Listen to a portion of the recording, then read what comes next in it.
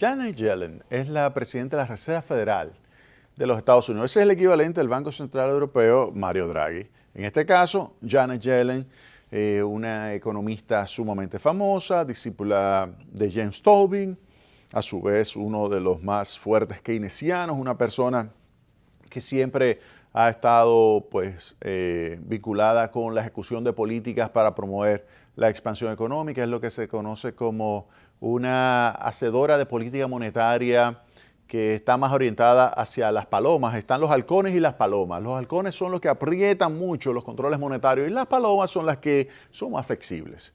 Janet Yellen es considerada más una paloma, pero a su alrededor obviamente tiene gente que son más halcones. Y llegará el momento en que ella misma decida aplicar una política monetaria más restrictiva. De hecho, lo que hemos estado observando en sus últimas intervenciones es que ya comienza a insinuarse bastante claramente que se va a comenzar a aplicar una política monetaria en los Estados Unidos más restrictiva. La tasa de interés, recuerden que subió en diciembre, la tasa de interés de política monetaria subió y se colocó entre 0.5 y 0.75. 0.5 a 0.75%. Esa es la tasa de interés de política monetaria en los Estados Unidos. Lo que se prevé es que suba 0.25 adicionales. Pero ¿cuándo? Esta semana que viene. O sea, que cuando se reúna la Reserva Federal, suba la tasa de interés. En los próximos días estaríamos con una tasa de interés que pasaría de 0.75 a 1%. Ese sería el rango, de 0.75 a 1%. ¿Y se quedaría ahí? No. Lo que más probablemente suceda, al menos eso es lo que los mercados están descontando. Cuando hablo de descontar, significa que toman la información y toman una decisión antes de que ocurra el hecho, el evento, pues toman la decisión ahora. Y lo que los mercados estarían pensando es que este año aumentará por lo menos 3 veces la tasa de interés de política monetaria. Eso significa que puede incrementarse 0.25, 0.25 y 0.25 y llevar la tasa de interés de 1.25 a 1.50. Ese sería el rango a final de año. Eso es lo que los mercados están esperando. ¿Y hacia dónde iría esto? Hasta el 2%. Ese es el objetivo. Tener una tasa de interés de política monetaria de alrededor del 2%.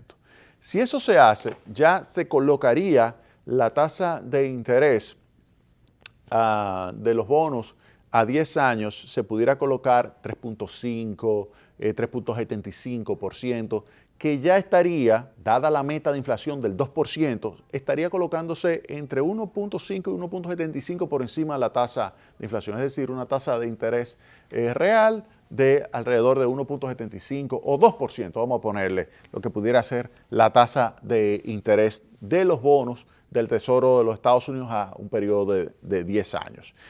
Con relación a lo que pudiera suceder es que, ¿por qué Janet Yellen ahora estaría pensando en subir las tasas de interés? O dice que es prácticamente inminente la subida de tasas de interés, porque la economía de los Estados Unidos está creciendo.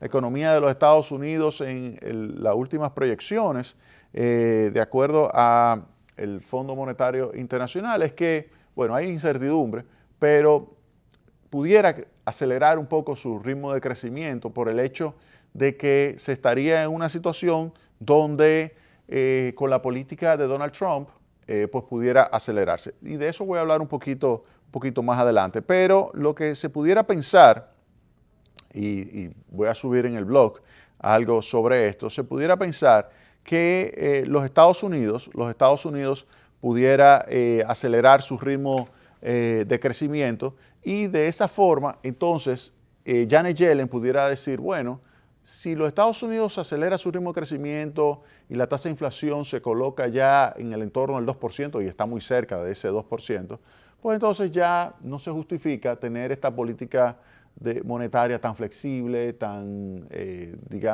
expansiva. Entonces vamos a aplicar un pequeño ajuste de la tasa de interés, llevándola de 0.75 a 1, para evitar presiones inflacionistas, en los próximos meses. Es decir, que debido a ese crecimiento de la economía de los Estados Unidos, pudiera generarse esto. Ahora, Stanley Fischer, que es el segundo al mando de la Reserva Federal también toma en consideración, bueno, lo que pudiera suceder con la política de Donald Trump. Y en la política de Donald Trump usted tiene que tomar en consideración, uno, el lado fiscal, por ejemplo, ¿ejecutará finalmente Donald Trump una reforma tributaria que implique dejarle más dinero a los bolsillos a la gente? ¿Implicará esto una disminución del impuesto sobre la renta a personas físicas, una disminución del impuesto sobre la renta a las empresas? ¿Generará esto entonces una mayor demanda agregada y esto generará entonces una presión sobre los precios? ¿Esto sucederá? No lo sabemos, pero eso es lo que más probablemente suceda porque eso lo prometió el presidente Donald Trump.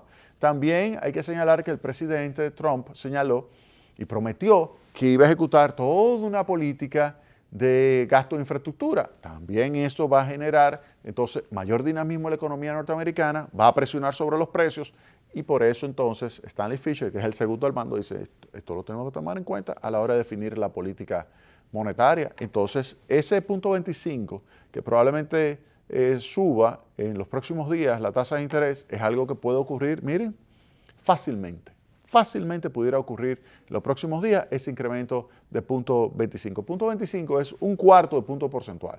Un cuarto de punto porcentual es punto 25%. A eso es que nos estamos refiriendo. El otro punto que hay que tener en cuenta es que si el presidente Trump ejecuta su política comercial, entonces pudiera suceder lo contrario. Porque pudiera suceder, oigan bien, que la actividad económica caiga porque se reconoce que si hay algo que promueve el crecimiento son los flujos comerciales. Y si usted lo detiene, si usted establece ya sea medidas no arancelarias o medidas arancelarias para detener los flujos comerciales, que es lo que ha señalado el presidente Trump, pues esto pudiera repercutir en forma negativa sobre la capacidad de crecimiento. Y eso entonces repercutiría negativamente sobre la demanda y esto a su vez pues le quitaría presión a lo que piensa que pudiera suceder con los precios la Reserva Federal, de que no genere un incremento excesivo de la tasa de inflación y si esto no ocurre, pues entonces la Reserva Federal dice, bueno, eso significa que todavía estaría en una situación donde yo pudiera ejecutar una política monetaria más expansiva. Claro, eso es visto por el lado de ustedes visualizar lo que es la caída de la actividad económica y la presión sobre los precios. Pero también el problema es que si se aplica una política de restricción al comercio, eso a su vez, dependiendo cómo se ejecute, pudiera generar un aumento de precios internos en los Estados Unidos.